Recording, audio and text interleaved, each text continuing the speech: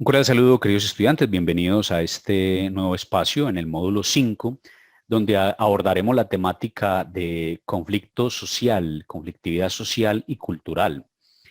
En este espacio que he querido destinar para la reflexión y para la síntesis final del módulo, he podido invitar a una persona muy especial. Es una persona muy conocedora de varios temas asociados al conflicto, a la violencia, a la guerra, a los fenómenos sociales y a los fenómenos humanos. Ha logrado construir muchas experiencias significativas y ha elaborado muchos discursos propios y ajenos también en relación a la temática que nos convoca. Le quiero dar la bienvenida entonces a la doctora María Camila Gudel. María Camila, bienvenida. Gracias por invitarme a este espacio, Javi. Espero que la conversación sea nutritiva y que logre ahí aportar y dar ciertas pistas. Bueno, María Camila, ¿qué tal si le cuentas a los compañeros un poco de tu perfil y de tu experiencia profesional? Bien, bueno, yo soy psicóloga, me gradué hace poco y en el recorrido que llevo empecé a sentir pues como una atracción, digamos, por ciertos temas. Yo también soy diseñadora de vestuario y al final de mi carrera comencé a trabajar desde lo que se llama en este ámbito el diseño social, ¿cierto? Un diseño situado en el usuario, en el contexto. Entonces allí comencé a darme cuenta de que habían ciertos contextos, efectivamente, que tenían unas particularidades y que sencillamente ciertas teorías o formas, en el caso del diseño, ciertos procesos traídos de Europa o de Estados Unidos no cabían, ¿cierto?, en el contexto y en las necesidades propias de las personas. Bueno, luego allí comencé a estudiar psicología y nuevamente me encontré con ciertos ámbitos y ciertas situaciones. Mi tesis de grado la hice alrededor de lo que se llaman las barreras psicosociales para la construcción de paz y reconciliación y tuve la oportunidad de acercarme a ciertas realidades acompañada de un background teórico de alguna forma de las conflictividades de palestinas israelí, ¿cierto? Que tienen como unas complejidades interesantes porque se parecen en cierta forma a las de Colombia, por ser un conflicto de larga duración, ¿cierto? Que se ha cristalizado en el tiempo y que con ellas se han cristalizado las subjetividades de las personas que han estado allí implicadas. Entonces, bueno, ese trabajo de grado fue muy interesante, lo hice en Sonsón y en Cocorná. Luego de allí comienzo en la práctica profesional a trabajar en la Corporación Región, es una ONG que lleva 30 años trabajando en diferentes lugares de Antioquia, en temas como democracia, derechos humanos, y en la última parte, gracias al acuerdo de paz, también con un enfoque bien fuerte allí, aunque lo ha hecho desde diferentes lugares hace muchísimos años, ¿cierto? Bueno, voy a dejar ahí mientras tanto. Cuéntanos esa parte, por lo menos de forma global. Cuando inicias con Corporación Región, ¿qué empiezas a hacer? En ese momento comienzo a trabajar en Medellín, ¿cierto? Estábamos desarrollando un proyecto que se llamaba Territorios de Paz y lo que hacíamos en diferentes lugares del área metropolitana era acompañar organizaciones sociales que tenían unas apuestas de defensa de derechos humanos, que tenían ciertas propuestas con diferentes enfoques, como enfoque de derechos, enfoque de género, y lo que hacíamos era acompañar como estos colectivos que tenían procesos, ¿cierto? Luego comenzamos un proyecto que lo que hacía era acompañar ciertos procesos de la Comisión de la Verdad. Bueno, en este caso yo me vinculo como asesora psicosocial en la corporación y lo que hemos hecho en el último tiempo es acompañar fuertemente a diferentes instancias del sistema de verdad, justicia, reparación y no repetición, que también surge del acuerdo de paz. que son diferentes instancias. Allí encontramos la Comisión de la Verdad, la Jurisdicción Especial para la Paz y la Unidad de Búsqueda de Personas Dadas por Desaparecidas, ¿cierto? Entonces, en este otro proyecto que les estaba contando, comienzo a trabajar en un proyecto muy bello que se llamaba Territorios por la Verdad, y lo que hacíamos en una primera parte era hacer toda una pedagogía sobre qué es eso de la verdad, para que una comisión de la verdad en un país como Colombia, cuál es como la pertinencia de este proceso, porque además es un proceso corto para la magnitud de lo que hemos vivido. Y en la parte final hacíamos una recolección de casos, ¿cierto? Una documentación de casos para la comisión. Eso en ese momento. Bueno, allí desarrollamos pues como unas metodologías específicas con el enfoque, y bueno, más adelante tal vez les cuente eso, si la conversación nos lleva allí. Y ahora me encuentro trabajando en un proyecto que se llama Memorias de la Ausencia. Este proyecto lo que hace es apoyar ciertas acciones de la Unidad de Búsqueda de Personas Dadas por Desaparecidas, y bueno, también tiene como dos partes. La primera parte del proyecto es una formación en antropología forense a las personas que participan de este proyecto, que son dos municipios del oriente antioqueño, Granada y San Rafael. Y la segunda parte del proyecto, que es el otro año, es la documentación también de casos de desaparición forzada para entregarle a la unidad de búsqueda. Eso es a grandes rasgos a lo que me dedico, y también en ciertos momentos de la semana también trabajo en consulta. Entonces son dos realidades ahí bien diferentes. Mencionas que acompañando procesos, inicialmente en Medellín, luego en el Oriente. Una primera pregunta como para iniciar un poco más la reflexión es, ¿por qué las comunidades necesitan acompañamiento?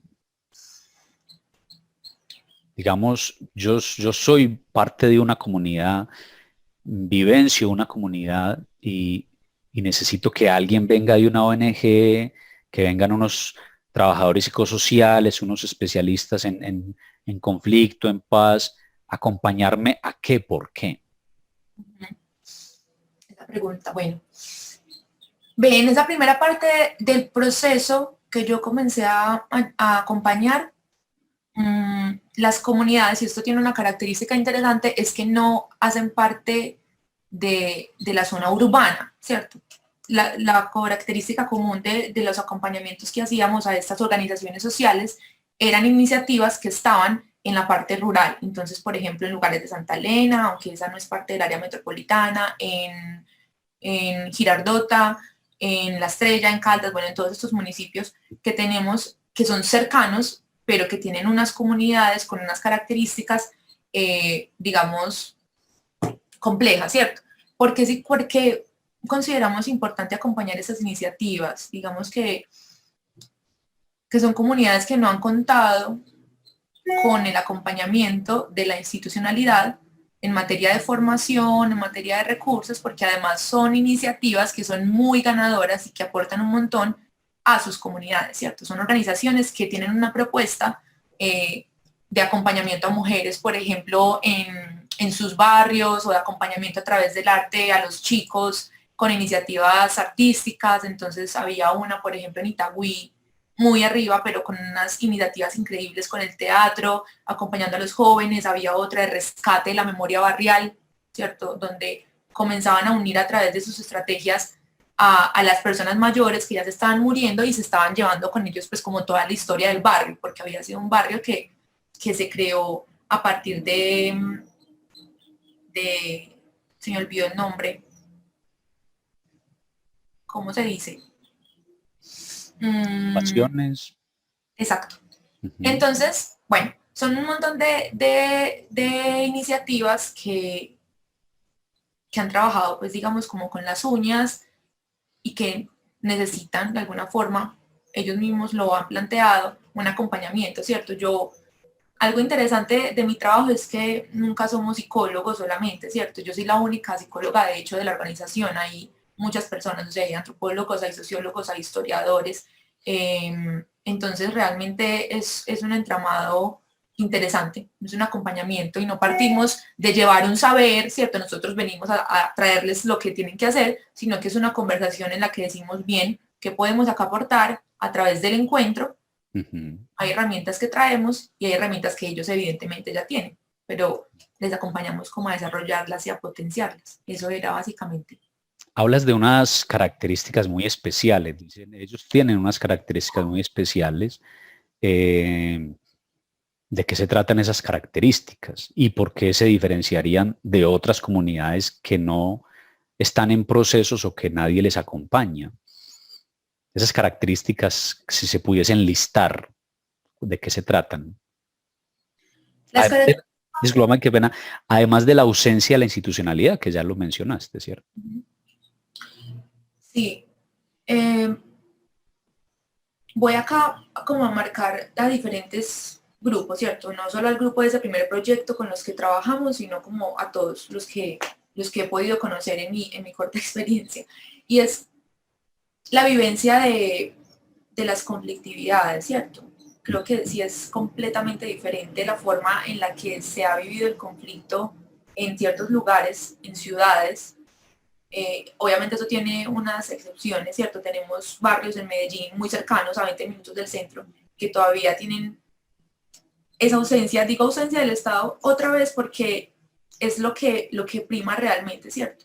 Hay una ausencia del Estado, incluso en barrios urbanos, pues en barrios, en contextos urbanos, y esto también se repite en los municipios, que además son gigantes y tienen un territorio enorme, y donde ha sido como el caldo de cultivo perfecto para que lleguen grupos armados, para que lleguen empresas también con ciertos proyectos a imponer, ¿cierto? A imponer ideas, a imponer sistemas económicos que van en detrimento pues como de la dinámica de esa comunidad, ¿cierto? Entonces, la característica es que allí en ese lugar en el que han estado desarrollándose sus vidas, ¿cierto? Llegaron en ciertos momentos grupos armados y eso cambió completamente, ¿cierto? Dejando una memoria del miedo, una fractura muy, muy grande en lo que diríamos es como ese tejido social. Y eso cambió para siempre sus formas de economía, esto lo digo más como en el campo, ¿cierto? En algunos sectores en los que he trabajado, digamos, el año pasado estuve mucho en San Carlos, pero no en San Carlos como tal, sino en veredas, ¿cierto? Veredas que quedan a 2 horas, a 3 horas, es impresionante, en serio, como el tamaño de esos lugares. Y allí, después de que entraron, por ejemplo, las hidroeléctricas, que en el Oriente Antioqueño eso es una cosa, pues que ya sabemos que hace parte como de la historia del conflicto, cómo entran de alguna forma en los últimos años a los actores armados ahí a tener su poder, y las hidroeléctricas son una causa interesante de esto. Cuando llegan, cambian por completo las formas económicas en las que estaban acostumbrados los campesinos a estar, ¿cierto? O las formas y las dinámicas de los jóvenes, o los roles de las mujeres, por ejemplo.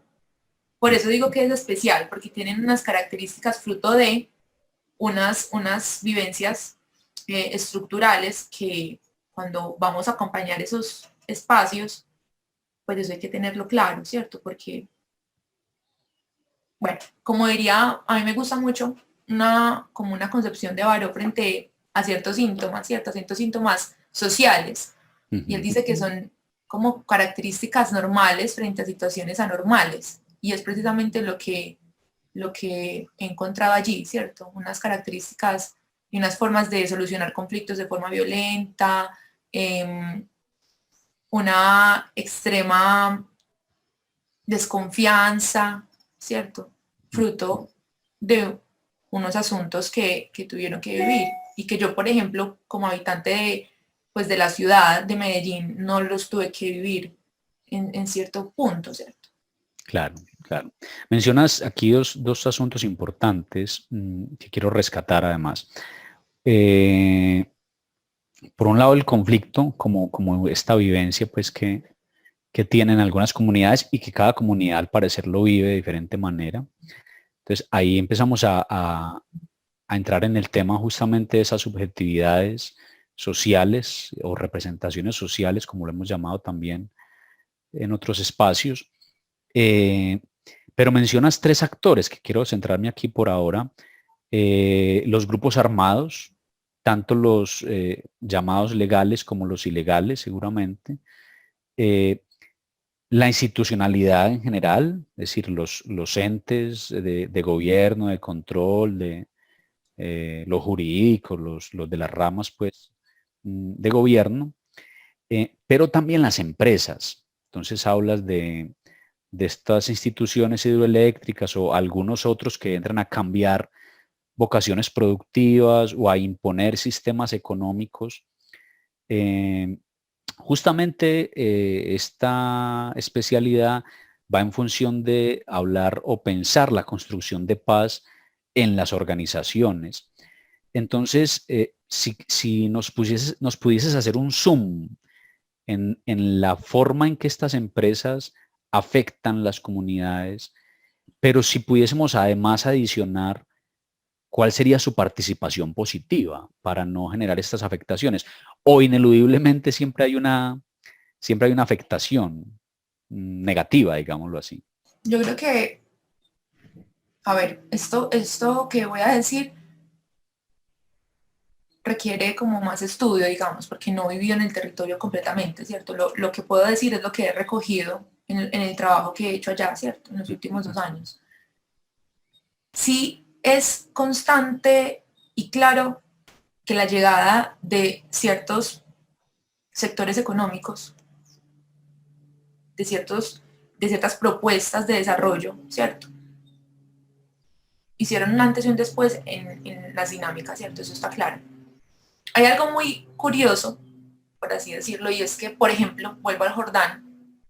El Jordán es un corregimiento de San Carlos, como ya les había dicho, y ese corregimiento funcionó como base de operación militar, ¿cierto? Por así decirlo.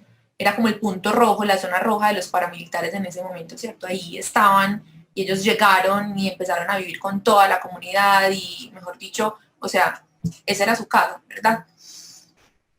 Y es solamente cuando llega el proyecto hidroeléctrico a San Carlos, donde la institucionalidad por primera vez toca ya como las puertas a decir voy a cuidar, ¿cierto? Pero realmente solo cuidaban el perímetro de la hidroeléctrica, ¿cierto? En las historias que recogimos para la Comisión de la Verdad, eso es muy doloroso, ¿cierto? Porque era como que llegaron con sus procesos, ¿cierto? Llegaron ahí a hacer alianzas además con los paramilitares y cuidaban solo su parte.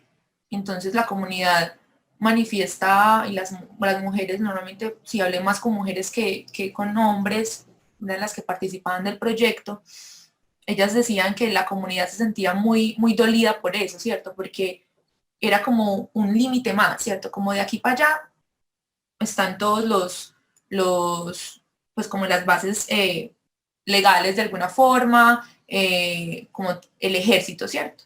Y de acá están los paramilitares. Entonces realmente eso crea como unas dinámicas muy, muy tesas para la gente. También comienzan a llegar personas de todo el país a trabajar en la hidroeléctrica, ¿cierto?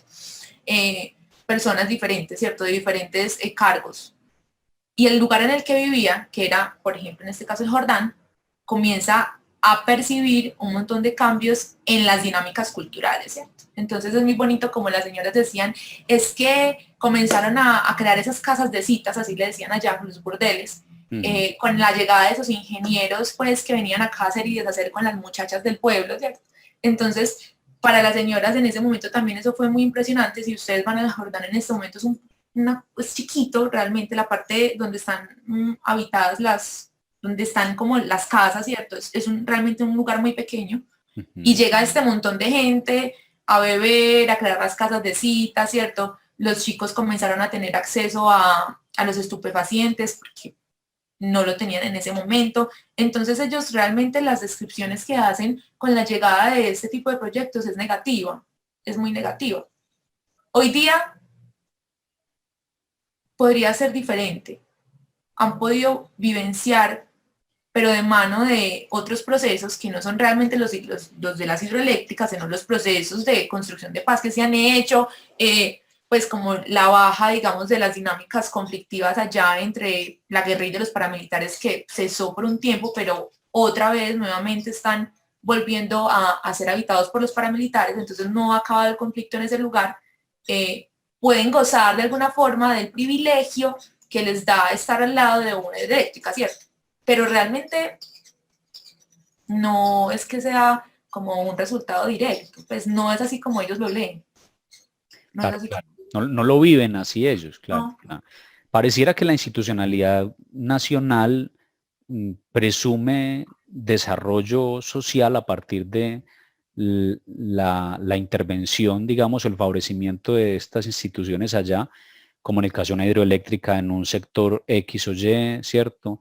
O de una mina extractora o de multinacionales que aparentemente van a dar empleo y a dinamizar la economía de la región y con eso el desarrollo social. Pero entonces, en esa lógica, es una cosa lo que piensa el Estado, el gobierno particularmente, y otra la vivencia de la comunidad. Y la empresa finalmente piensa es como en su interés, ¿no? No, porque mencionas algo muy particular y muy, muy interesante que me vuelve a sonar y es, mm, son comunidades que están en dos fronteras, donde antes tenían una. Tenían a los violentos que les decían hasta aquí, pero ahora tienen a los violentos y a los legales, quizá también violentos, que también le dicen hasta aquí.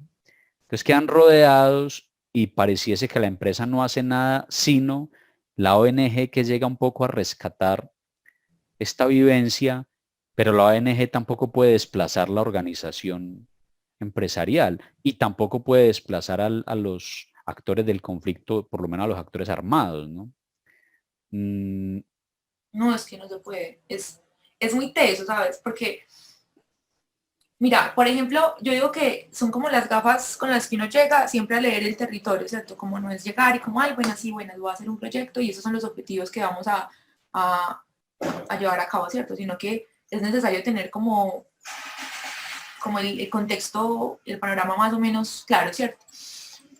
Con la llegada de todos esos procesos, casualmente, obviamente no es casual, pero pues casualmente, convergen un montón de situaciones al tiempo. Entonces, por ejemplo, ya en San Carlos en general y también en San Rafael, que están ahí aledaños, y en Granada, todo este corredor estratégico que utilizaron diferentes actores armados en ese tiempo, cuando llegan los proyectos de desarrollo hidroeléctrico, se alzan un montón las desapariciones forzadas, ¿cierto? En esa época esas cifras se incrementan mucho. Los falsos positivos también. El reclutamiento de menores.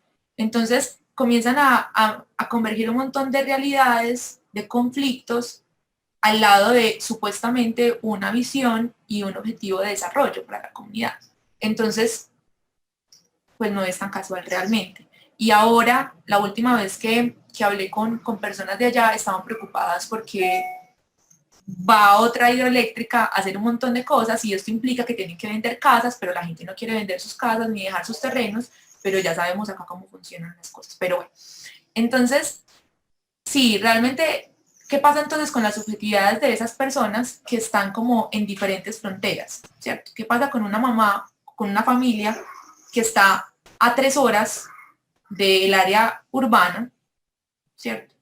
Que está a punto de parir y que para salir a las 2 de la mañana a un centro médico, porque en ese corregimiento no hay médico, aún hoy no hay un médico que va cada 3 días, ¿cierto?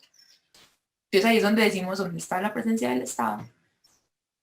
¿Qué hace una mamá cuando tiene que salir con su hija que va a parir a las 3 de la mañana y para salir por el lado de allá tiene que pedirle permiso al ejército que está cuidando y que está ahí con ciertas alianzas? Y por este lado tiene que pedirle permiso a la guerrilla y por el lado de allá a los paramilitares. ¿Qué pasa, cierto?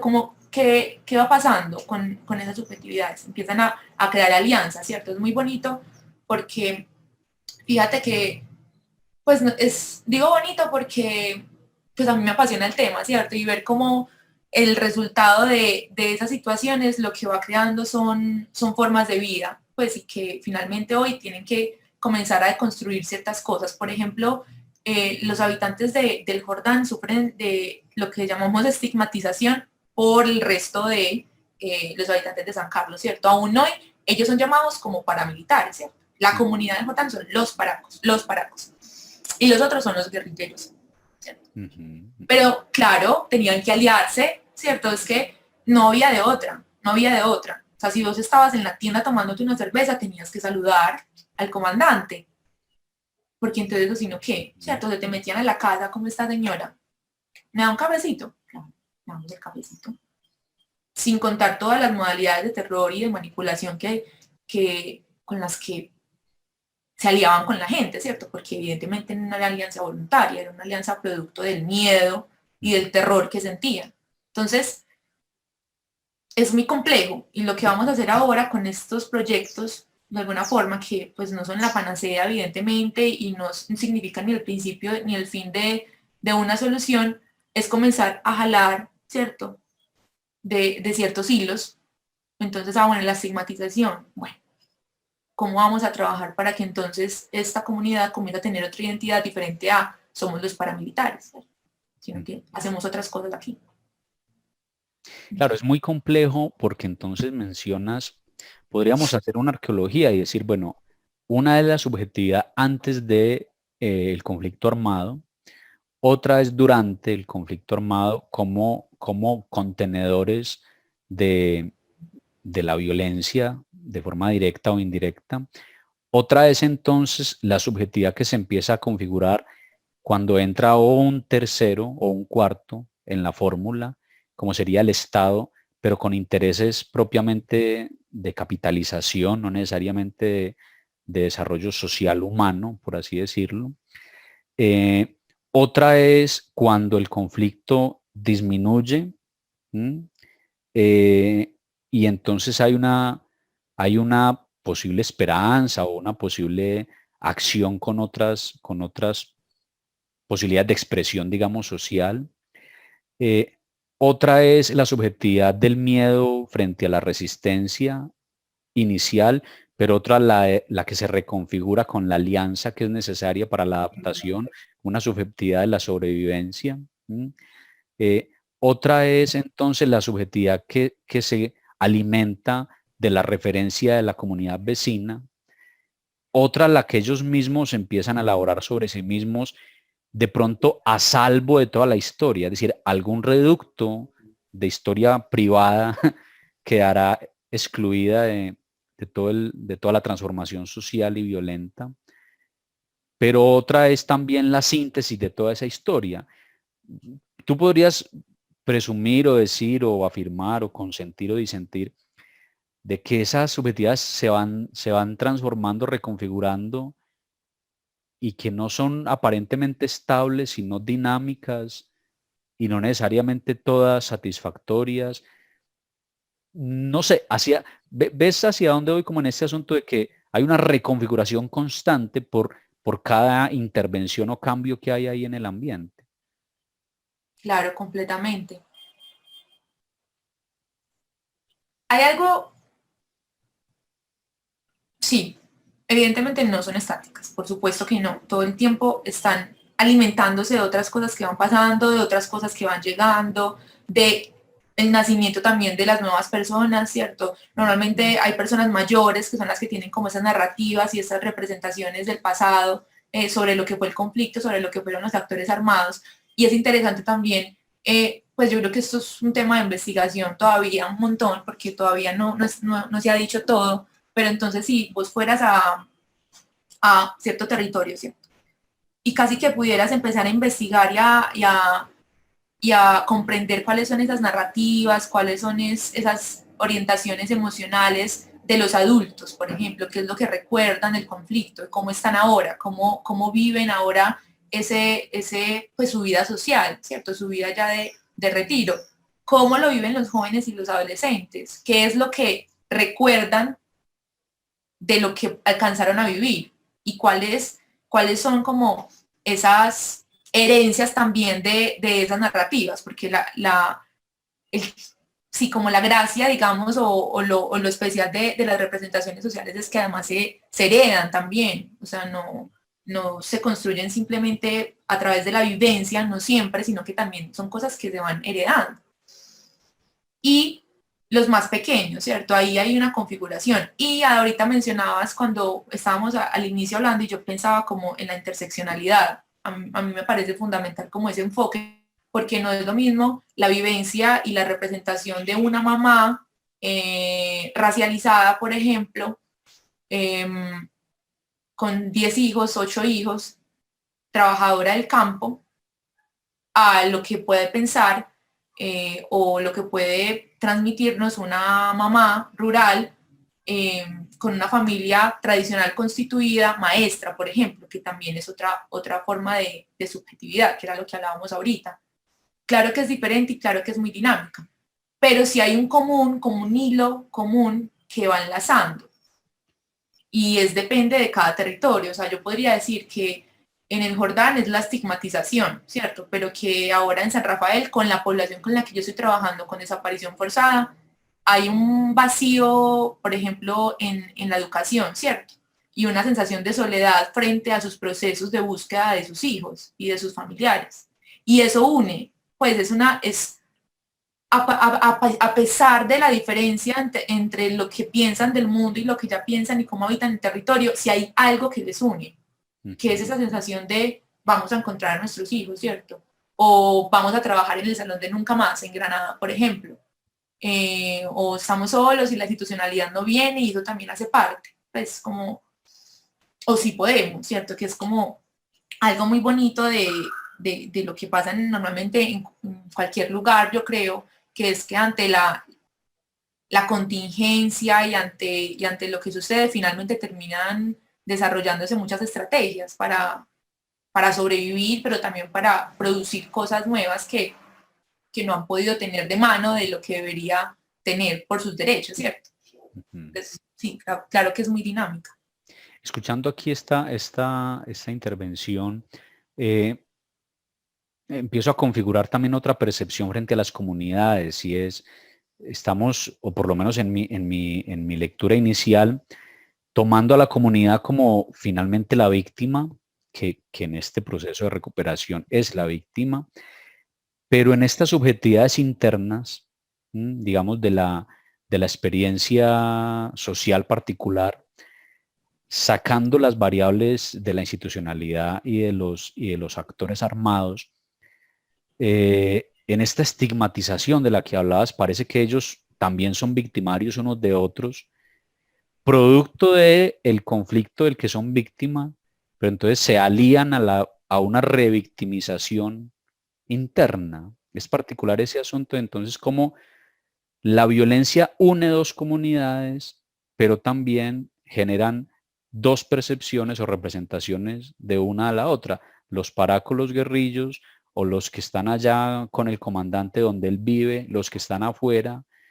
y entonces ellos mismos con sus representaciones se victimizan, ¿cierto? ¿Qué has observado al respecto? ¿No? Porque la violencia los une en tanto víctimas, todas de los mismos actores, pero ellos mismos se permiten prolongar la representación frente a sus propios vecinos. Con eso que decís, mira, quiero leer un fragmentico de, espérame, yo veo si lo encuentro acá, sí, de Eduardo Galeano, que me gusta mucho para eso que estás diciendo, lo voy a leer. Sí, sí, sí. No se sabe si ocurrió hace siglos o hace un rato o nunca.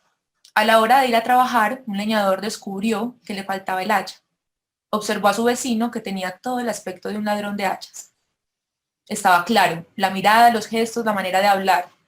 Unos días después, el leñador encontró su hacha, que se había caído por ahí. Y cuando volvió a observar a su vecino, comprobó que no se parecía nada a un ladrón de hachas, ni en la mirada, ni en los gestos, ni en la manera de hablar. Esto a mí me gusta porque ese fragmento es eso lo que ha pasado, ¿cierto? Finalmente hay una alianza que a veces no es tan tangible con un discurso o con otro, ¿cierto? Hay unos discursos que se juegan el poder, evidentemente, y finalmente las personas terminan adoptando y sintiéndose simpatizantes de uno de otro. O sea, la lógica del enemigo interno en Colombia, por ejemplo, nos ha hecho muchísimo daño. Y es bajo esa lógica, bajo ese discurso del enemigo interno, que muchas personas, pese a su victimidad, de alguna forma, o a su sobrevivencia al conflicto armado, terminan adoptando unas características y unas representaciones sociales que terminan victimizando a otros. También por la estigmatización, también por el exceso de violencia frente a ciertas conductas sociales. O sea, hay un montón de cosas que se van tejiendo, pero creo que esto responde finalmente a estar con un discurso o con otro y no crear los propios, ¿cierto? Todavía hay ahí como una carencia de la elaboración crítica de, bueno, esto fue lo que nos pasó y que para eso trabajamos la memoria, ¿cierto? La importancia de la memoria y de lo que se juega ahí políticamente. ¿Qué es lo que queremos construir entonces como comunidad? ¿Cierto? ¿Cuál es la ciudad? Incluso en Medellín, pues no nos tenemos que ir para la ruralidad. Como habitantes de Envigado, de la ciudad pues, de Medellín, sí hemos vivido unos conflictos urbanos muy complejos, los seguimos viviendo, pero ajá, ¿cuál es la ciudad que queremos habitar y cuáles son las nuevas subjetividades que queremos construir? Pero eso no pasa a veces, ¿cierto? No pasa. Y terminamos comprando ciertos discursos y nos adherimos a eso. Creo que eso es una lectura muy light de lo que he podido percibir finalmente. Claro, entonces, tomando ese ejemplo de la lectura que nos traes, el vecino que se cuida a sí mismo, ¿no? Digo, el individuo que se cuida a sí mismo, que juzga al vecino, y es porque ha configurado una representación personal o privada del mundo a su favor, ¿cierto? Como que si fuese parte de nuestra, comillas, naturaleza humana, la defensa de lo privado, de lo íntimo, de lo propio, de lo personal. Y en el encuentro con el otro, en ese encuentro tuviésemos que sacrificar, comillas, también en sacrificar un poco de esa privacidad para darle el beneficio de la duda al otro y a eso lo llamamos confianza, ¿no? Entonces se pierde la confianza, se organiza la subjetividad de desconfianza o la representación de amenaza y se crea conflicto. Entonces, imagínate, o el asunto es en un escenario donde hay un montón de leñadores, todos podrían acusarse a todos entre ellos, pero baste una pequeña transformación para que la subjetivación se reconfigure. Entonces, podríamos decir en esa misma lógica que mucho de la forma en que los individuos viven el conflicto también está atravesado no solo por lo instrumental del conflicto, sino por una predisposición del individuo a defenderse a sí mismo, ¿no? En otras palabras, yo me percibo amenazado por el vecino o por el violento o por la empresa, pero no por la amenaza en sí misma también, sino porque estoy vivo prevenido de que el otro se meta en mi mundo personal. Entonces, la víctima potencializa su dolor, ¿o qué? Dada su subjetividad. Hay un concepto que a mí me gusta mucho que es la memoria del miedo. Baró lo llama la estrechez y la rigidización de la vida social. Es lo que se aprendió, ¿cierto? Elizabeth Lira dice que somos hijos de la guerra. Es un dispositivo que está en nosotros, que está encarnado en nosotros. Cuando vas a esos lugares donde lo han vivido de forma horrenda y de forma allí, con unas imágenes que ningún ser humano tendría que ver, ¿cierto? Claro que queda anclado ese miedo y esa desconfianza y esa reacción natural de sobrevivencia, ¿cierto? Como me protejo y desconfío de ese que no conozco, porque puede que me haga daño, puede que tenga sus propios intereses, o puede que vaya en contravía de mis intereses, ¿cierto? Que es lo que también planteamos desde lo psicosocial, como qué es lo político que se juega allí, ¿cierto?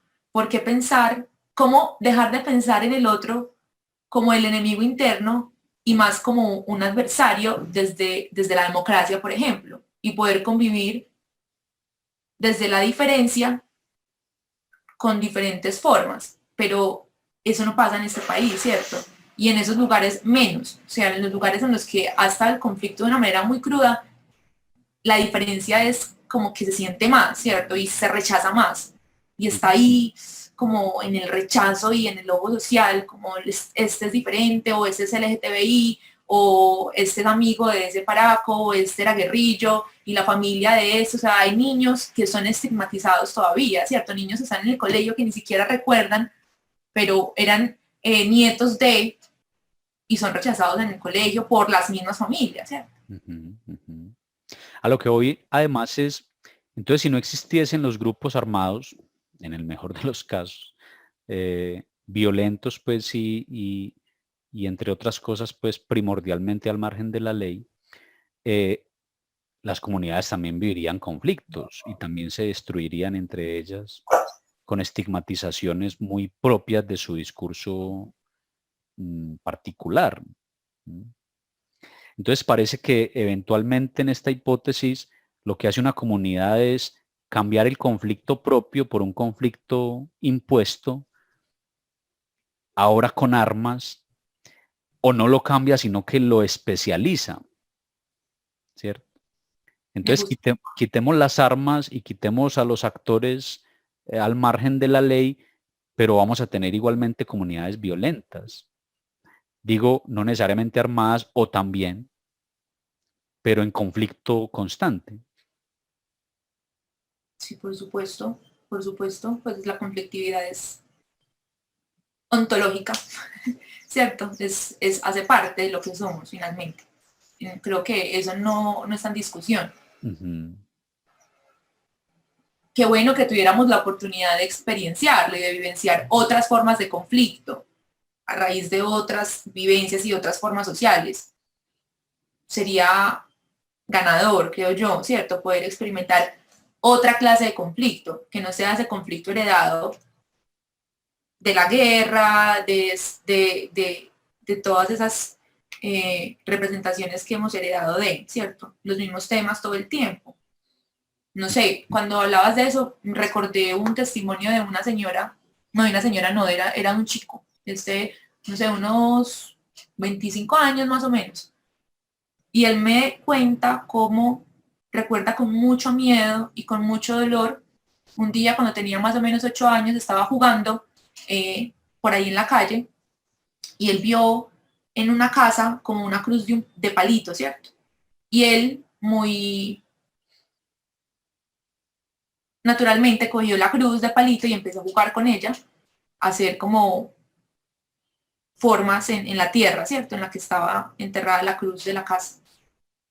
Cuando hace eso, llega un niño mayor, pues un chico mayor que él, un adolescente, y le dice, ¿usted sabe de quién es esa cruz con la que usted está jugando? Y el niño le dice como, no, no sé. Y es que bueno, esa cruz es del comandante tal y escóndase porque lo van a matar. Y él me cuenta que después de eso, no salió más o menos en 3 meses de la casa, se orinaba en la cama, tenía mucho miedo. Entonces yo me pregunto, bueno, ¿qué tal, qué otro conflicto podría haber vivido este chico? ¿Qué otra situación de conflicto normal pudo haber vivido eh, diferente a este? No sé, ese es el que yo he tenido la oportunidad de conocer. Ujú. Creo que nos sumaría mucho poder tener la oportunidad de vivir otra clase de conflictos, pero pues finalmente ese es el síntoma de la sociedad en la que estamos y de la que nos está tocando develar. Claro, si pensásemos en una comunidad diferente, pues en otro país, otro tipo de sociedad, tendríamos que decir que también están atravesados por conflictos, pues muy a su manera, eh, donde no necesariamente hay muertes pues por degollamiento, pero hay seguramente unas situaciones de manipulación económica, de formas de esclavización laboral, eh, digamos, sometidos a otras dinámicas que pueden ser de lo comercial, de lo instrumental, mm, ¿cuál es la particularidad del nuestro, además de las armas? Si asumimos que los conflictos que viven otros lugares y otras regiones no están necesariamente protagonizados por grupos armados con rostro, comillas, con rostro, es decir, con nombre, con marca empresarial, ¿sí? ¿Qué, qué podríamos identificar nosotros en nuestras particularidades del conflicto, ¿no? ¿Cuáles son las particularidades de nuestro conflicto? Bueno, mi mirada pues acá muy humilde, porque yo creo que estoy lejos de ser experta en No, este pues momento. en la experiencia que has tenido, obviamente, ¿no?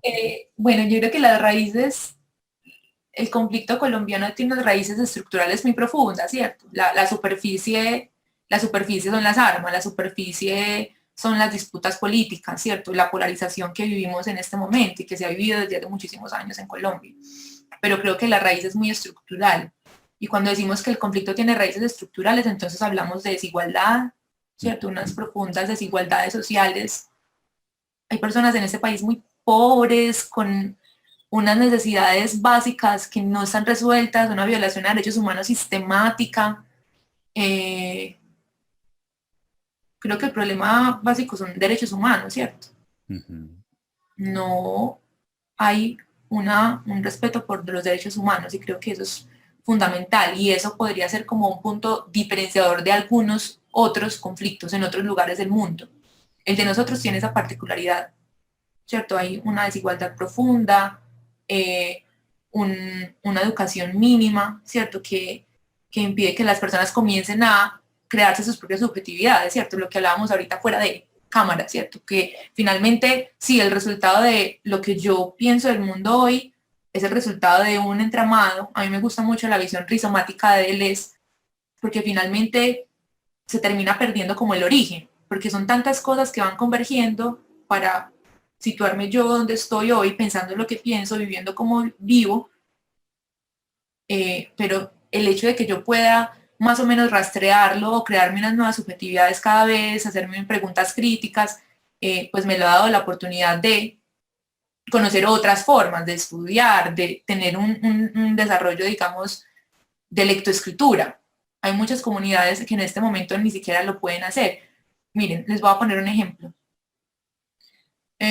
Con el proyecto que estoy trabajando en este momento, son la comunidad, pues como la población son personas mayores, mayores de 60 años, en su mayoría. También hay otros más jóvenes, pero comparten unas características que ya se las voy a decir. Entonces, nosotras tenemos que hacer, o sea, la propuesta es hacer una formación en antropología forense, antes de la documentación. ¿Y por qué una formación en antropología forense? Eso suena súper técnico, pero realmente es una metodología de acción forense sin daño. Es una metodología que desarrolla una compañera en su trabajo de maestría, porque ella se da cuenta que los procesos de documentación de casos de personas dadas por desaparecidas en Colombia son completamente crudos, como suelen ser los procesos relacionados acá con las víctimas, ¿cierto? Donde se llena una ficha que se llama la ficha de datos antemortem con 84 páginas y es una pregunta-respuesta, pregunta-respuesta, pregunta-respuesta, pregunta-respuesta. Ay, ¿cómo eran los dientes de su familiar? Dientes, ¿cómo así? ¿Y de qué tamaño era? Pues, ¿cuál era la estatura? Ah, muy grande. Y resulta que esa señora es una señora que mide 1,50, obviamente iba a ver a su hijo muy grande, ¿cierto? Grande respecto a qué. Y las formas y las formas metodológicas de la institucionalidad no han tenido eso en cuenta por tiempo, por muchas cosas, ¿cierto? No es que la institucionalidad sea un monstruo, no, sino que son dinámicas. Bien, nosotras creemos que para que sea una documentación centrada en la persona, con unos miras a que sean conscientes como de sus derechos y de que sepan y que se empoderen como de lo que están haciendo y que se disminuya esa brecha entre la institucionalidad y los procesos de búsqueda, es importante que las personas sepan de qué va ese proceso, ¿cierto? ¿Por qué es tan demorado? ¿Qué significa cuando les dicen que están haciendo una prospección en un territorio? ¿Qué significa cuando, porque le preguntan que cómo eran sus huesos o si se había fracturado, cuál es la importancia y la pertinencia de eso? Bueno, en fin. Nosotros desarrollamos todo eso, lo tenemos que hacer de manera virtual con comunidades que viven a horas de la cabecera municipal, con personas que no saben manejar celular, con personas que no tienen acceso a internet, que muchas ni siquiera tienen luz, pues una cosa muy tesa de hacer, que ahí es donde se empiezan como a tejer otras cosas, ¿cierto? La pandemia que han afectado mayoritariamente a las personas que históricamente han tenido vulnerados sus derechos. Por eso es que el conflicto de nosotros tiene esa característica también, porque son los mismos siempre los que con cada cosa que sucede terminan siendo los más afectados, ¿cierto? Nosotros estamos acá en la casa con computador, con internet, con todos los servicios, pues qué maravilla. Pero a esas personas a las que, gracias a ciertos proyectos, llegan otras formas de conocer el mundo, ¿cierto? Otras formas de también sanar lo que les ha sucedido, porque son personas que nunca han hablado de lo que les ha pasado con otra persona, 30 años después, 20 años después, llega la pandemia y lo que hace es aislarlos más, ¿cierto? Aislarlos más cada vez. Nosotros desarrollamos entonces una metodología que se llama la Escuela de Rita, y lo que hacemos es como traerla a la memoria eso de la escuela para aprender estos temas, ¿cierto? Entonces todo lo hacemos por llamadas, intentamos reunirnos en lugares y a poquitos para hacer las clases por ahí, bueno, es todo un despliegue. Y algo muy teso que hemos encontrado es la herencia de la educación, por eso mencionaba la educación. Ellos tienen el recuerdo de la escuela de que, por ejemplo, la memoria, ¿cierto? Ellos dicen, no, señora, doctora, es que yo no memorizo nada de eso que dice en esa cartilla, ¿cierto? Yo no sé leer. Entonces, es como, no, venga, no importa que no sepa leer, no importa que no entienda y que no se memorice lo que dice ahí. Entonces ahí llega como cuál es el vínculo que tenemos que crear acá y hacemos una conversación sobre el tema, disponemos de otras formas de aprendizaje, entonces echamos mano de lo artístico, bueno, de diferentes cosas. A lo que voy es que no hay una posibilidad de desarrollo cognitivo para comprender otras realidades, porque no hubo educación, ¿cierto? No hubo los primeros años de vida en los que ese procesamiento de la información se puede desarrollar para. Y si no hay educación, entonces finalmente terminan estando estancadas las posibilidades. Por eso digo que también es una de las características de este conflicto. Ujú. Bueno, Teniendo en cuenta ese asunto de lo estructural que mencionas, eh, vamos ahora un poco más al elemento práctico de tu experiencia metodológica también que ya vas mencionando. Mm, Decíamos hace un rato que, pues claro, antes del conflicto armado, si hay un antes, mm, porque pareciese que si le ponemos fechas, podemos hacer ciertos lapsos de violencias armadas desde la conquista. Entonces pareciese que hemos estado sometidos o expuestos a la violencia armada mientras el arma existe, fuese esta la flecha o fuese el, el- el fusil. Mm, Estas comunidades vivían de una manera, experimentaban de una manera, sentían de una manera, se conflictuaban de una manera. Había una construcción social allí y habían unas formas eventualmente violentas también, desde sus problemáticas particulares. Eh, el conflicto armado les expone a una experiencia horrorosa, negativa, deshumanizante. La intervención apunta a la reconfiguración de la representación social, a la reconfiguración de la subjetividad personal, al restablecimiento del lazo social, a la reconciliación, a la paz, sí a todo eso, no, y hasta qué punto, porque si entendemos un conflicto estructural, unas fuentes estructurales de la violencia, pero también una condición ontológica del conflicto. Cuando yo intervengo la comunidad, logro limpiar, digamos, los residuos de la violencia armada, pero queda una conflictividad social propia. Mm, Todo esto para decir, finalmente cuando intervenimos o cuando se hace una intervención en una comunidad, un acompañamiento de este tipo, ¿hasta dónde llega? ¿Qué alcanza? ¿Y qué tanto logra transformar la subjetividad? Y de una vez, ¿cuál es la evidencia de esa transformación subjetiva y social? A ver, Javi, desanclar las subjetividades de la guerra es muy complejo, ¿cierto? Creo que hay una cosa de pretensión muy compleja. Si hablamos de que el conflicto tiene unas raíces estructurales, ¿cierto? Es muy ingenuo pensar que un acompañamiento psicosocial va a transformar de manera estructural ese conflicto y esa comunidad. Pues, sí, eso es una cosa. O que a la memoria, entonces, se le pone sobre los hombros de la memoria toda la responsabilidad de la transformación social. Claro que no. Pues creo que ahí es importante tener como claras esas expectativas. Y más que intervención, la intervención puede hacerse en algún momento, pero creo que es más claro el acompañamiento. ¿Intervención de qué? ¿Cierto? Los objetivos se plantean en un proyecto y eso también es otra forma de económica, ¿cierto? Las cooperaciones internacionales, la ONG, bueno, el término psicosocial acá en Colombia se convierte, hay un boom de lo psicosocial después de la ley 1448, ¿cierto? Después de las movilizaciones en 2005 de los paramilitares, lo psicosocial, todo lo psicosocial. Y lo psicosocial va a salvar, claro que no va a salvar a nadie. Finalmente es un acompañamiento y es importante, al menos desde mi posición y desde donde trabajo, lo primero es el vínculo, finalmente.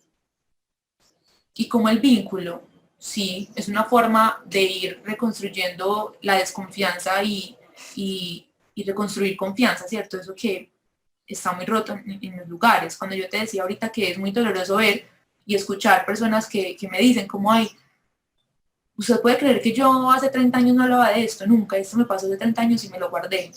¿Cómo es posible eso, cierto? Se supone que una comunidad, que era antes como funcionaba, ¿cierto? Había un lugar para la palabra, un lugar para poner allí eso que nos estaba pasando, ¿cierto? También para tener conflictos, pero ni siquiera para eso está la comunidad en este momento, ni siquiera para escuchar los conflictos, se guardan. Entonces, finalmente es eso, posibilitar un vínculo para que emerjan otras formas, ¿cierto? Como a través de la conversación, a través de talleres, a través de reflexionar sobre temas, mostrar otras formas, pueden comenzar a generarse nuevas posibilidades de pensamiento y de vivencia, ¿cierto? Yo recuerdo mucho también en una vereda de San Rafael, un puente tierra, creo que era, y estábamos haciendo un juego, nosotras jugamos mucho, también creemos que desde el juego pasan cosas, ¿cierto? Como la que les voy a contar. Estábamos jugando, no sé si recuerdan un juego que se llama Jugo de Limón, es de niños chiquitos, estábamos jugando Jugo de Limón, no sé qué, y dijimos al final como en parejas, y dos campesinos, o sea, y era tan hermoso porque, o sea, es otra dinámica, ¿cierto? Al taller llegaban los campesinos en sus caballos, ¿cierto? Y los amarraban y el parqueadero de caballos, ¿cierto? O sea, esa es la dinámica con la que trabajamos. Entonces, esas dos personas, estos dos hombres campesinos, quedan juntos en pareja, cogidos de la mano, y ellos se miran con una cara de pánico, como estamos cogidos de la mano los dos, ¿cierto? Así se tenían que poner juntos porque la consigna era como juntarse, ¿cierto? Y estos dos señores tenían cara de pánico, como esto no está bien, ¿cierto? Dos hombres abrazados, ahí pasa algo, ¿cierto? Y luego vamos a reflexionar sobre lo que había pasado ahí, la incomodidad que habían logrado sentir y cómo al final del juego simplemente podían darse un abrazo y ya. Ese tipo de cosas se van transformando, pero eso solamente pasa en el encuentro, en la experiencia.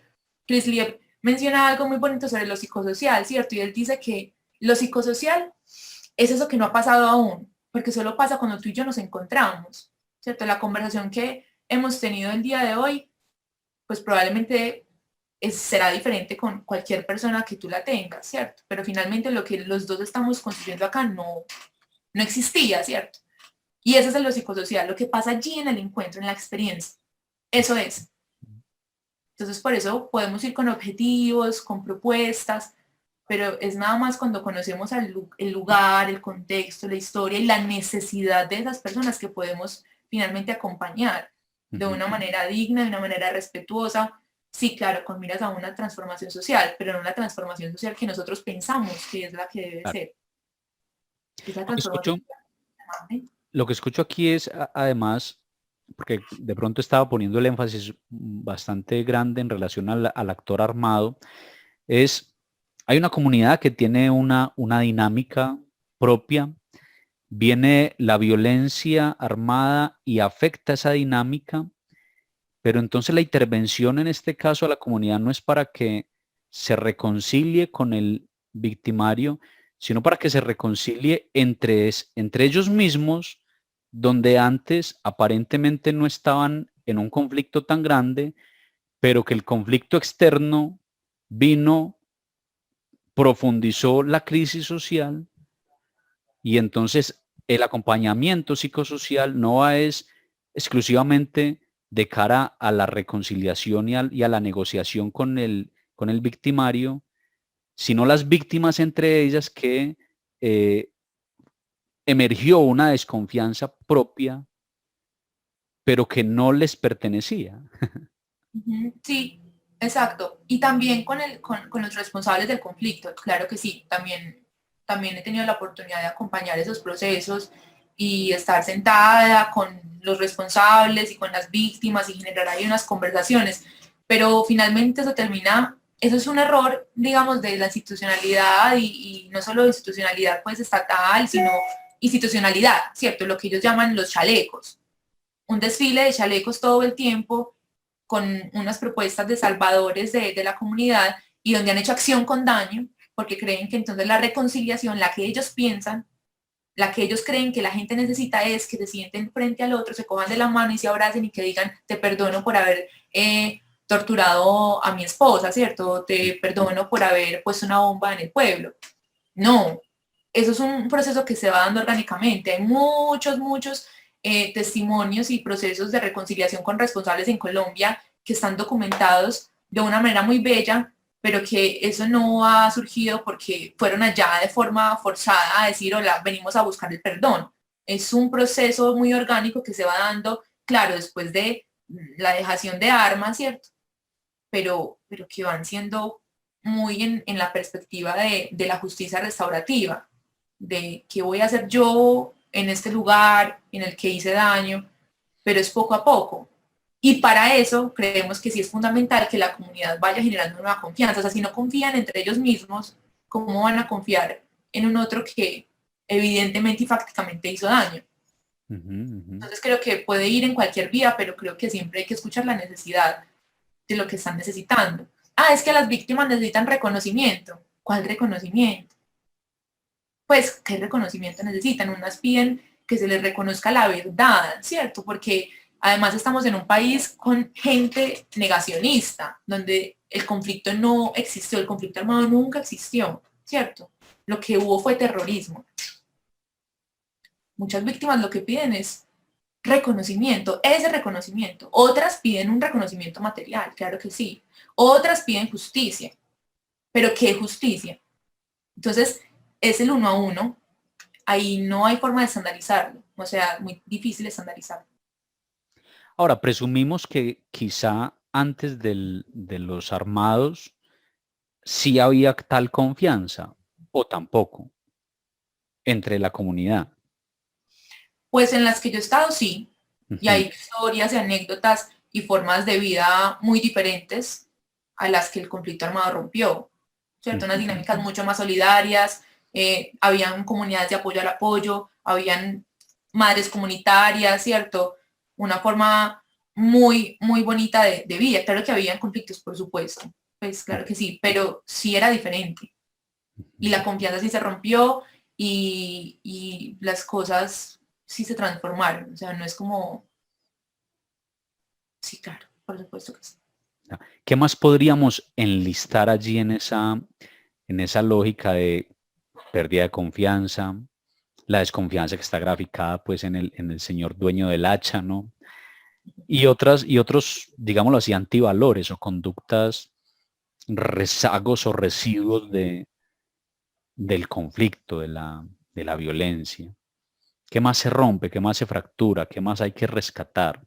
Empatía, creo que la Empatía. empatía, ¿cierto? Ese principio de sálvese quien pueda, el conflicto lo encrudeció mucho, entendible, ¿cierto? Pero creo que la empatía es fundamental, como poder volverse a preocupar por lo que le sucede, que eso pasaba mucho antes. Cuando me preguntabas por eso, recordaba muchas historias. Antes era como, ¿qué le pasa a la vecina, cierto? ¿Cómo le puedo ayudar? Hoy recogí de la finca esto, repartámonos este mercado y entonces de aquí a 8 días que usted vaya a su finca trae esto y nos vamos compartiendo. El sálvese quien pueda hizo que la gente simplemente se encerrara debajo de la cama, en su casa, y esperaran a que las balas cesaran, ¿cierto? Y cada quien hacía lo que podía. Y esa es la lógica que todavía pasa, ¿cierto? Porque son situaciones, o sea, es que no da para que sea esa la dinámica. Cuando la dinámica pasa en un edificio de 20 pisos, donde cada quien está encerrado en su apartamento y nadie sabe qué onda con el otro, pues funcionará. Pero en un lugar en el que los recursos son pocos, en el que el acompañamiento estatal es poco, en el que el espacio es reducido, no funciona, ¿cierto? Al contrario, va en detrimento del desarrollo de. Entonces, creo que esa empatía y poderse preocupar por lo que está pasando con la persona del lado se ha roto. Y interesante, pues como trabajos que puedan ahí fomentar esto. Pasa algo también con los liderazgos. Eso es algo muy, pues a mí me ha interesado mucho ese tema y yo quisiera pues como en algún momento hacer algo con ello. Y es que a raíz de todo lo que ha sucedido, de también el eslogan víctimas y los proyectos y el dinero también que está ahí como alrededor, las dinámicas de los liderazgos comunitarios han tenido ciertos matices, ¿cierto? Que terminan paradójicamente fragmentando mucho los procesos de desarrollo comunitario. Entonces nos encontramos en los municipios con unos liderazgos muy arraigados, atornillados, con personas que terminan liderando para su propio beneficio, acaparando los recursos, cierto, mujeres que son muy tesas, que tienen ahí como esa forma de liderazgo muy viva, pero que terminan estancando los procesos porque en vez de unirse como líderes sociales terminan dividiéndose y haciendo como bandos. Entonces eso también es muy interesante. Lo he encontrado muchísimo. Siempre hay bandos, siempre hay bandos. Entonces cuando vamos, por ejemplo, a hacer intervención, es como, pero usted ya le contó a la de allí, porque ella tiene su organización y es muy celosa con los recursos. Entonces empiezan a haber rumores y chismes y cosas. Entonces eso también me parece interesante, como que los liderazgos tienen ahí su matiz. Es como que pasa. Liderazgo, empatía, confianza. Después de acompañar en la experiencia que has tenido, allí donde quizá no había ni liderazgo, ni confianza, ni empatía, o la había la suficiente como para funcionar, para el funcionamiento de esa comunidad, quizá el acompañamiento ha restituido, pero también ha potencializado lo que no había en términos de esas mismas cualidades u otras. Como que antes de la experiencia de la guerra teníamos cierta cohesión. La guerra nos distanció, pero a través del acompañamiento hemos superado el nivel de cohesión que creíamos tener antes de. Entonces lo que podemos encontrar es comunidades, digamos, potencializadas más que recuperadas en términos de volver a lo que había antes o cómo ves tú el Sí, tema.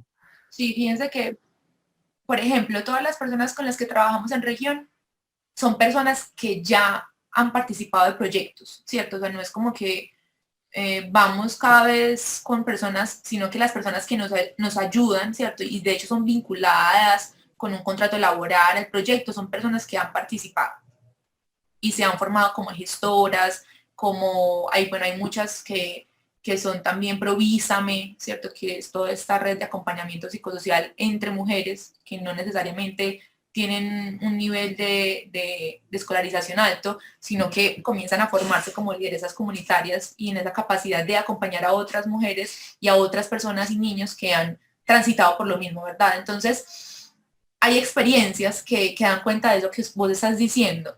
Por ejemplo, una mujer con la que nosotras trabajamos, ella es nuestro enlace en el municipio de San Rafael. Cuando nosotras comenzamos el proyecto con Territorios de la Verdad, o sea, hace 2 años, ella decía, tan curioso. Yo creía que los paramilitares eran los buenos, los salvadores, y que los guerrilleros eran los monstruos. Y yo tenía un resentimiento muy fuerte por las personas que apoyaban, de alguna forma, apoyaban a la guerrilla, porque nos hicieron mucho daño, desde su subjetividad, desde su experiencia, ¿cierto? Y después de este proyecto ya dice, la mirada se transformó completamente, tanto que ahora trabaja con comunidad y puede hablar con cualquier persona, incluso con responsables, incluso con exguerrilleros, incluso con total empatía y con total comprensión de lo que ella había configurado como verdad era resultado de un contexto. Pero ella pudo resignificar eso y permitirse otras formas, ¿cierto? Así como ella, muchísimas personas con las que trabajamos. Como es que hay verdades que creemos absolutas, pero realmente tienen su origen, ¿cierto? Tienen su origen.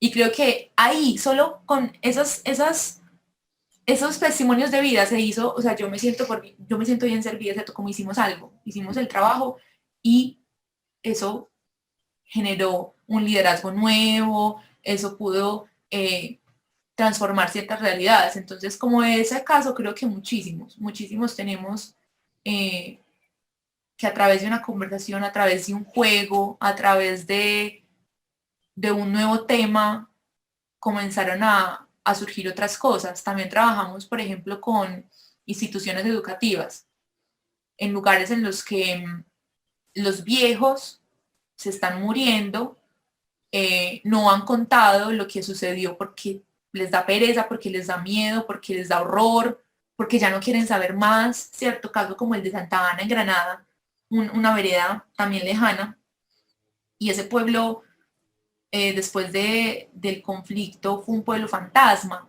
¿cierto? Se desplazaron casi la mayoría de familias, quedaron, no sé, como 80 familias, es una cosa impresionante. Y tú vas a ese lugar y es un lugar muy solitario, con pocos niños.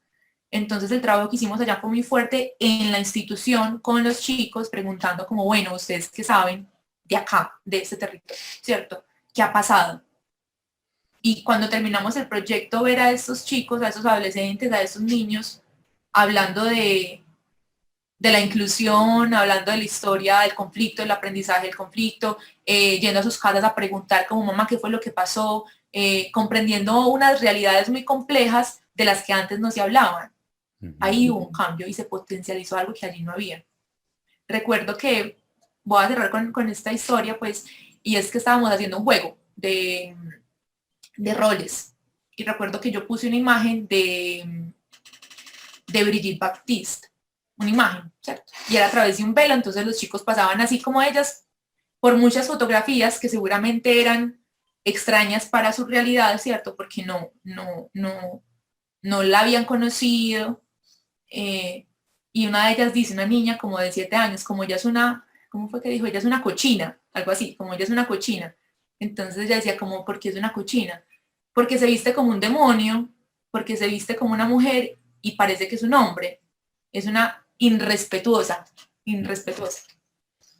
Y cómo a través de esa historia poder desarrollar una conversación sobre, bueno, ¿qué es lo irrespetuoso en esta comunidad? ¿Qué es lo irrespetuoso para los niños de Santa Ana?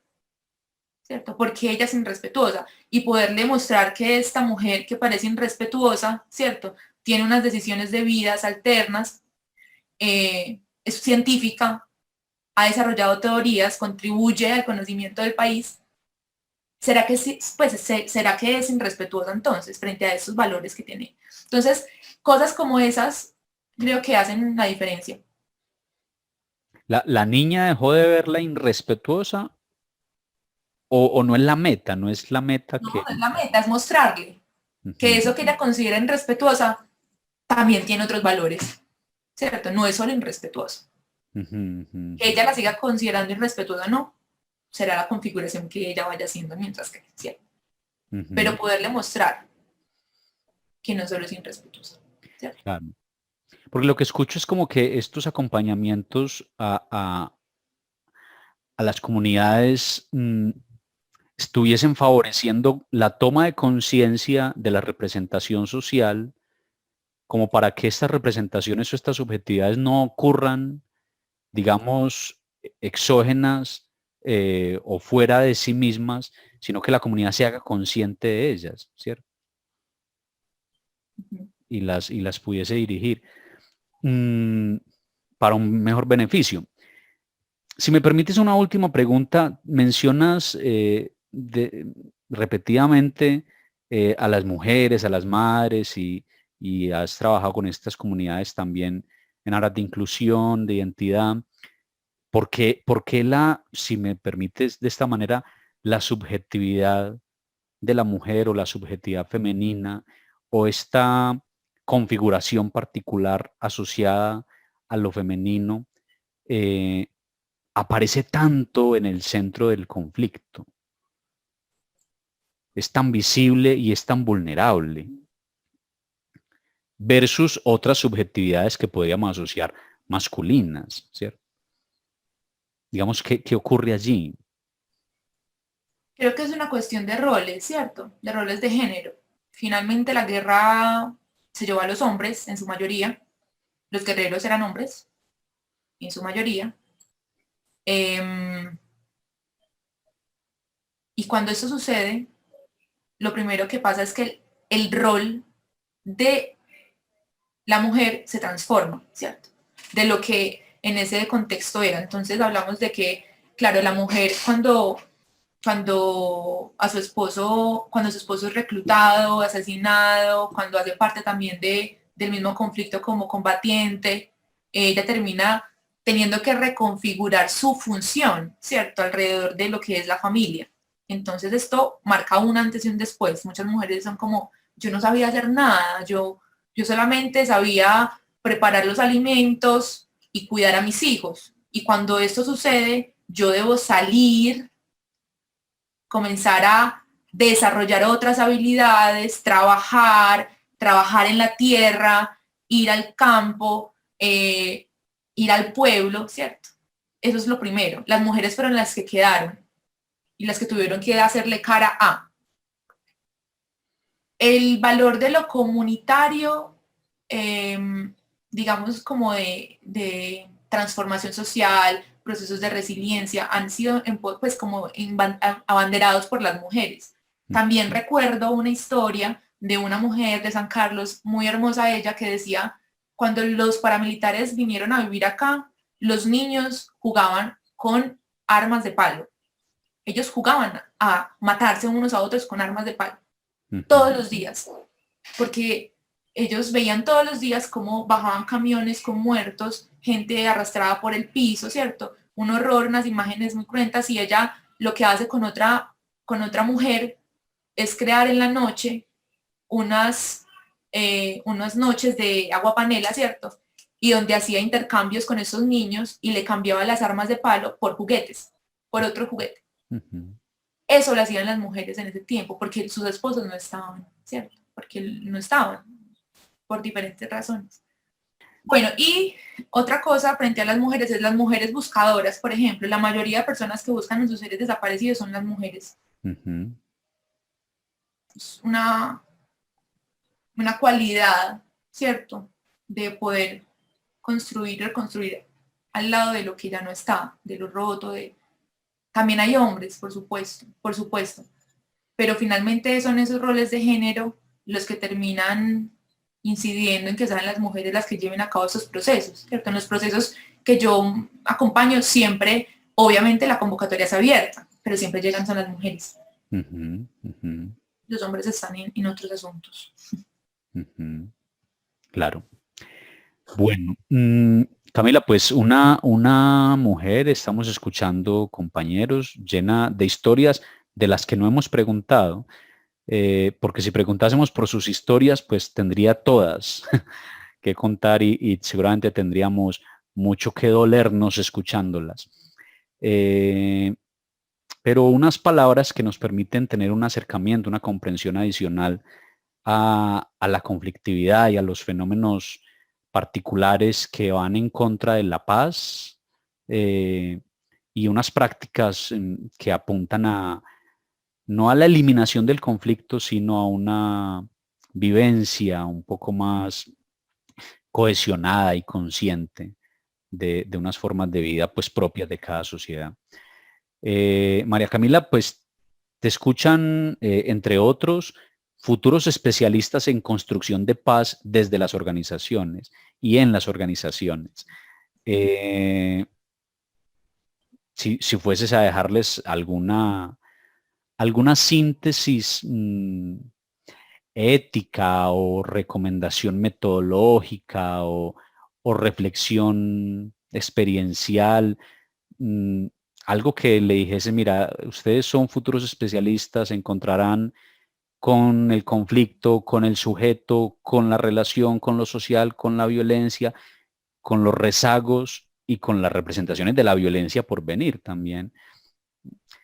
¿Qué síntesis has sacado tú de tu propia experiencia y que nos pudieses compartir? Javi, yo creo que mi lugar en el mundo, eso es fundamental. Es decir, sea que yo esté, por ejemplo, en el consultorio o en campo o trabajando con mis colegas, ¿cierto?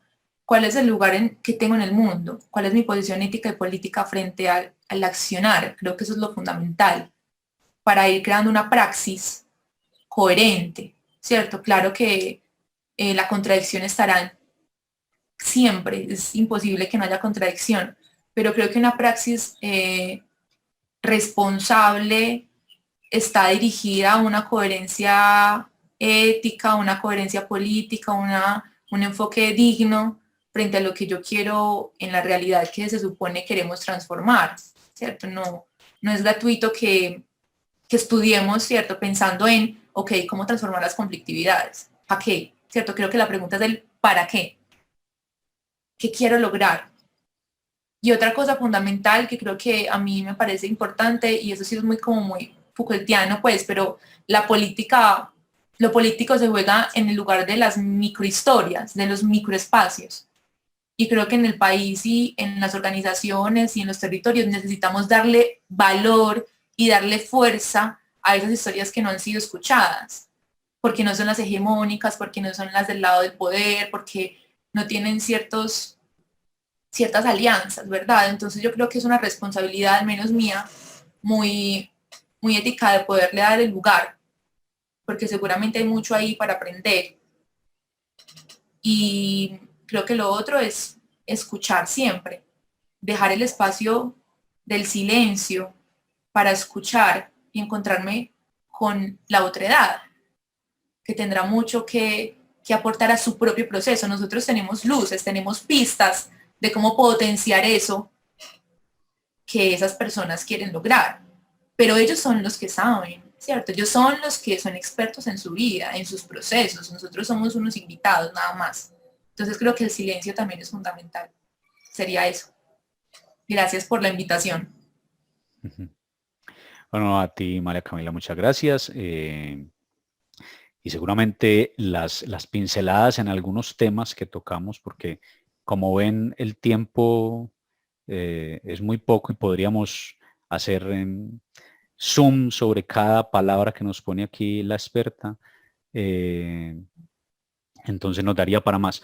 La invitación entonces es a que a partir de esta conversación que aquí hemos tenido y que han escuchado, sirva como incitación para repensarnos y reconsiderarnos y también resignificarnos e ir encontrando ese lugar político con un sentido congruente. María Camila, muchas gracias. Gracias a ti.